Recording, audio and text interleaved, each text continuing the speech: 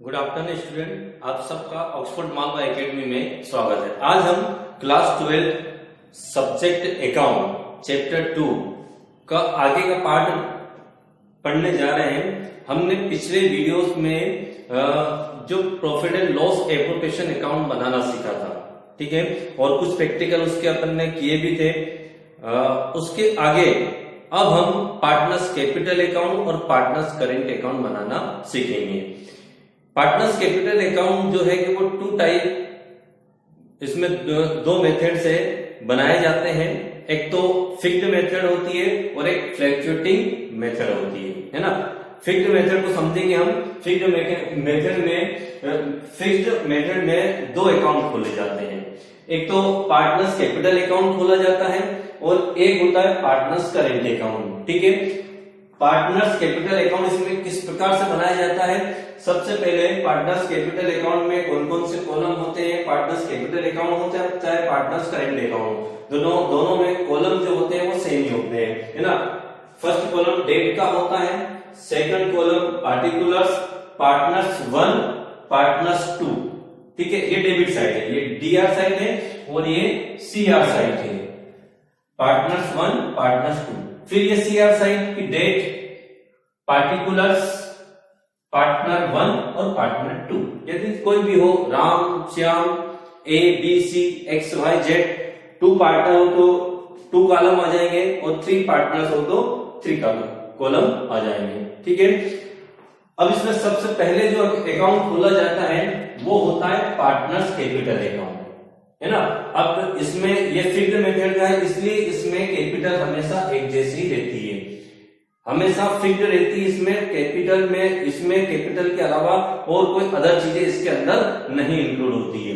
इसमें डेट वाले कॉलम में सबसे पहले इस अकाउंट की शुरुआत क्रेडिट साइड से की जाती है, ठीक है। इसमें सबसे पहले डेट लिखी जाती है जनवरी 1 बाय बैलेंस बीडी।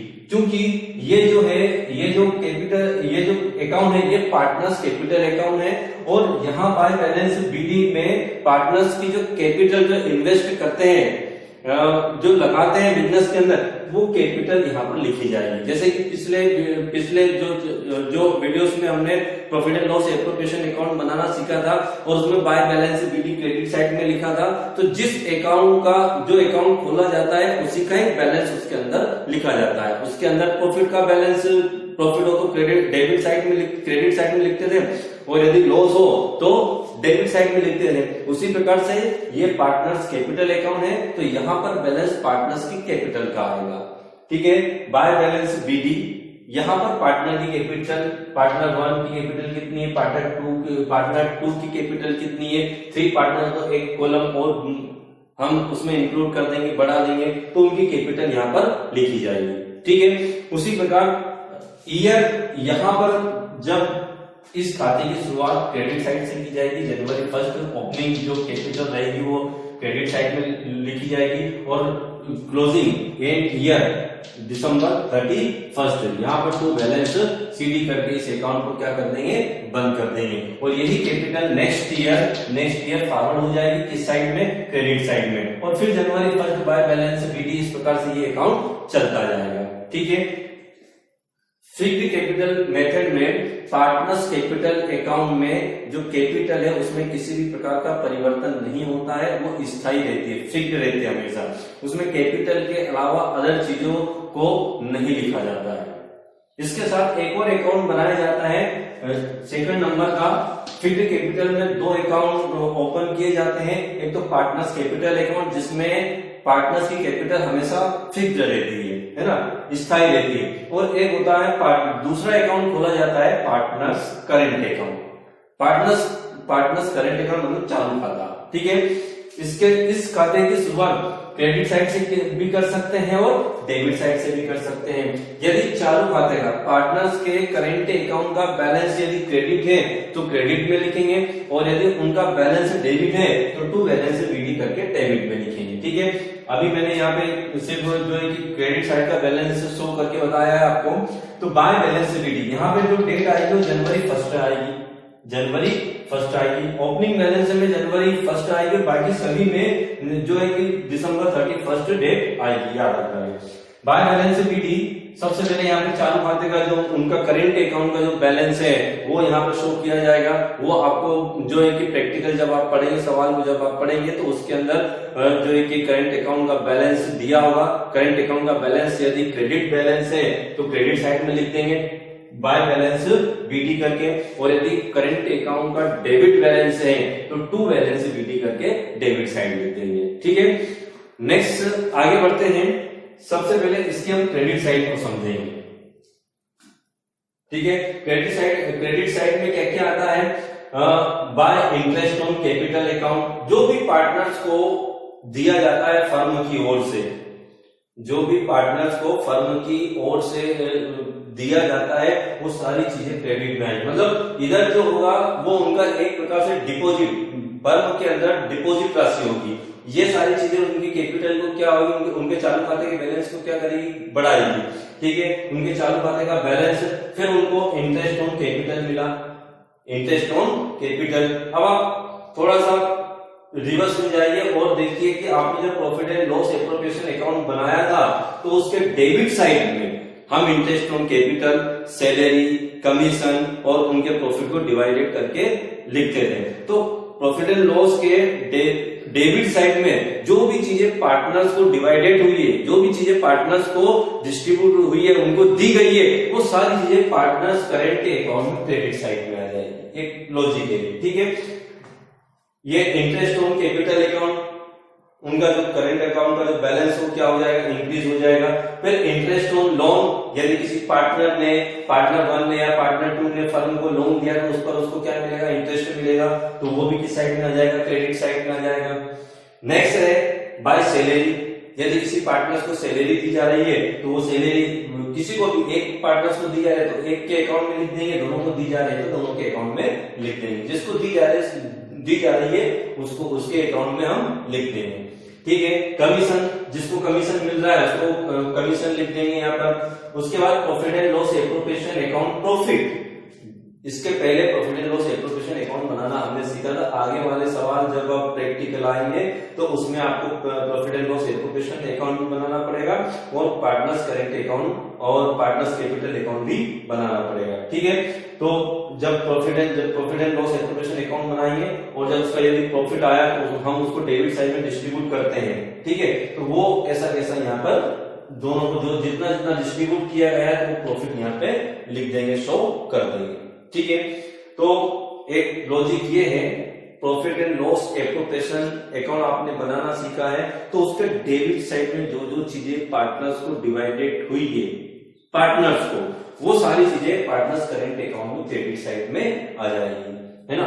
अब इसकी डेबिट साइड को समझते हैं। डेबिट साइड में डीआर साइड में क्या आता है, डीआर साइड में यदि करंट अकाउंट का डेबिट बैलेंस को टू बैलेंस बीटी करके उसको हम लिख देंगे। ठीक है, उसके बाद दूसरा लॉजिक ये है कि आपने profit and loss appropriation account बनाना सीखा है तो उसके क्रेडिट साइड में जो जो चीजें पार्टनर्स को डिवाइडेड हुई है, पार्टनर्स को, है ना, वो सारी चीजें किस साइड में आ जाएगी, डेबिट साइड में आ जाएगी। जैसे कि ड्रॉइंग तो ये partners profit and loss account में, एप्रोप्रिएशन अकाउंट में नहीं आता है ना, लेकिन आपको जो प्रैक्टिकल है उसके अंदर आपको दिया रहेगा वो यहाँ पे सबसे पहले आपको ड्रॉइंग लिखना है। ठीक है, ड्रॉइंग, क्योंकि देखो जब उनको पेमेंट मिलता है तो उनका बैलेंस क्या होता है, बढ़ता है, और जब वो विड्रॉ करते हैं तो उनका बैलेंस क्या हो जाएगा, कम हो जाएगा।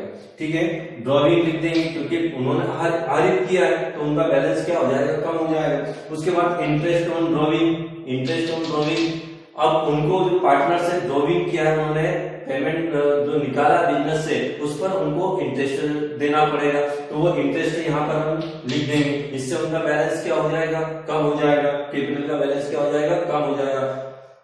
उसके बाद profit and loss appropriation account loss, यदि profit and loss appropriation account में लॉस है तो वो लॉस इधर हम लिख देंगे। ठीक है, मतलब प्रॉफिट एंड लॉस जो account, profit and loss appropriation account के क्रेडिट साइड में जो चीजें हैं उसको हम किस साइड में लिख देंगे, डेबिट साइड में। और जो चीजें डेबिट साइड में है profit and loss appropriation account के जो पार्टनर्स में डिस्ट्रीब्यूट हुई है, पार्टनर्स में, वो सारी चीजें पार्टनर्स करेंट अकाउंट के क्रेडिट साइड में शो कर देंगे, है ना।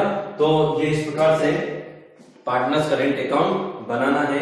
लेकिन इसमें आप यही ध्यान रखना कि ये जो फिक्स्ड कैपिटल है, इसमें जो है कि 2 टाइप के अकाउंट खोले जाते हैं, एक तो पार्टनर्स कैपिटल अकाउंट, एक पार्टनर्स करेंट अकाउंट, ठीक है।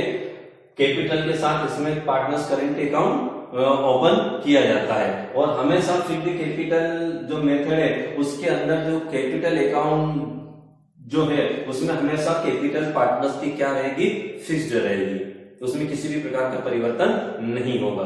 जब वो एडिशनल कैपिटल मिलाते हैं या कैश विड्रॉ करते हैं तो फिर वो एक कंडीशन बनती है जब वो कम हो जाती है, लेकिन बहुत कम चांसेस होते हैं जब ये कम होती है। तो इस प्रकार से ये फॉर्मेट है।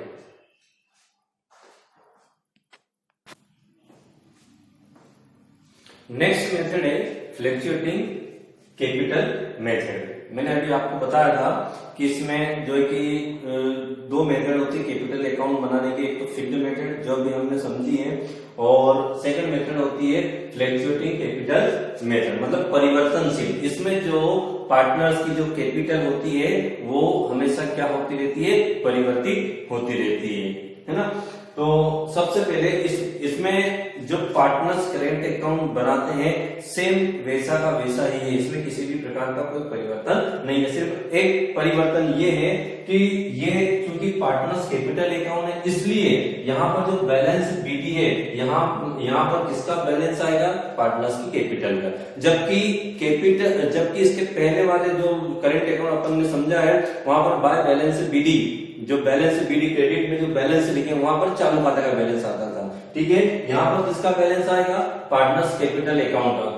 जो कैपिटल है, पार्टनर्स की जो कैपिटल है उनकी कैपिटल यहाँ पर लिखी जाएगी, और पार्टनर्स करेंट अकाउंट में उनके जो करेंट अकाउंट का बैलेंस है वो लिखा जाता है। सिर्फ इतना सा ही इसके अंदर डिफरेंस है, बाकी सारी चीजें वैसी की वैसी है। जो पार्टनर्स को इंटरेस्ट ऑन कैपिटल, जो भी पार्टनर है उसको इंटरेस्ट ऑन कैपिटल दिया जाता है, इंटरेस्ट ऑन लोन वैसे का वैसा आ जाएगा, सैलरी सेम वैसी वैसी आ जाएगी, कमीशन भी सेम वैसा वैसा आ जाएगा, प्रॉफिट एंड लॉस एप्रोप्रिएशन का जो प्रॉफिट है वो भी ऐसा वैसा आ जाएगा, और जो लास्ट में जो बैलेंस बचेगा वो यहाँ पर हम लिख देंगे, ठीक है। डेबिट साइड में भी वैसा वैसा ही है। यदि पार्टनर्स कैपिटल अकाउंट का डेबिट बैलेंस है तो 2 बैलेंस बीडी करके डेबिट में लिख देंगे। फिर उन्होंने जो ड्रॉविंग किया है वो डेबिट में आ जाएगा, इंटरेस्ट ऑन ड्रॉविंग आ जाएगा, और प्रॉफिट एंड लॉस एप्रोप्रिएशन की लॉस हो जाएगी, और बाय 2 बैलेंस सीडी आ जाएगा, ठीक है। तो इस प्रकार से डीआर साइड में ये सारी चीजें आएगी और क्रेडिट साइड में ये आएगा। याद रखना कि जो भी पार्टनर्स होते हैं उनकी जो पूंजी है वो क्रेडिट साइड में, यदि उनका क्रेडिट बैलेंस है तो क्रेडिट साइड में लिखी जाएगी। उनको इंटरेस्ट ऑन कैपिटल यदि रिसीव होता है तो उनकी कैपिटल क्या हो जाएगी, बढ़ जाएगी। इंटरेस्ट ऑन लोन से उनकी कैपिटल क्या हो जाएगी, बढ़ जाएगी। उनको सैलरी मिलेगी तो उनकी कैपिटल क्या हो जाएगी, बढ़ जाएगी। उनको कमीशन मिलेगा तो उनकी कैपिटल क्या हो जाएगी, बढ़ जाएगी।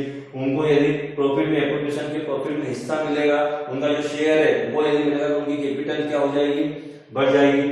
उसके बाद यदि वो ड्रॉविंग करेंगे, विड्रॉ करेंगे तो उनकी कैपिटल क्या हो जाएगी, कम हो जाएगी। उनको ब्याज देना पड़ेगा अपने ड्रॉविंग पर तो उनकी कैपिटल क्या हो जाएगी, कम हो जाएगी। यदि लॉस हुई है तो उनकी कैपिटल क्या हो जाएगी, कम हो जाएगी। और बैलेंस सीडी, ठीक है।